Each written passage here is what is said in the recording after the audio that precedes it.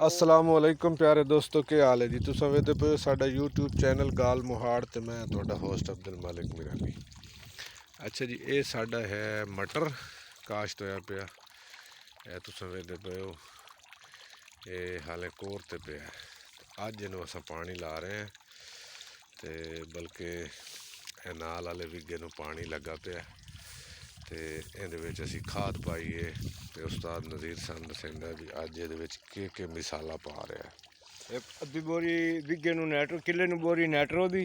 अच्छा, एक बोरी नैट्रो हाँ, किले नू किले नू ते अद्धी बोरी यूरिया, अद्धी बोरी यूरिया, 2 पैकेट सल्फर दे, 2 पैकेट सल्फर दे, 1 पैकेट 1 विगे नू। 1 पैकेट 1 विगे नू सल्फर दा। हाँ जी, नैट्रोफास, यूरिया ते सल्फर, हाँ जी, ये त्रै चीज़ां मिक्स करके हाँ जी। ये पानी जनाब फ्लड की दी। ये पानी दे विच फ्लड कर रहा है जी। एवें दे भयो इधरों पानी आ रहा है, ए सामने साफ, ते ए मिक्स करके मिक्स होके पानी जा रहा है। ये खाद इन्होंने पहला पानी आ रहा है तो नाल ही खाद दी जा रही है।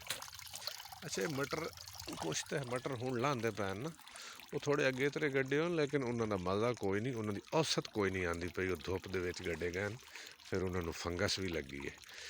तो असां थोड़े लेट बीजे, तो इस वास्ते इनू हुण ये कितने दिन उस्ताद जी तैयार होंदा? तकरीबन 90 दिन।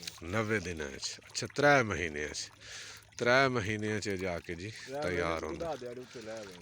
100 दिन ला लो, 100 दिन के अंदर जनाब ये तैयार होना।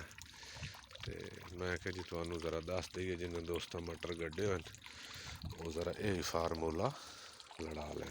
बहुत बहुत शुक्रिया, थैंक यू। अल्लाह हाफिज़। चैनल को सबसक्राइब करे सो, घंटी के बटन दबाई सो। अल्लाह हाफिज़।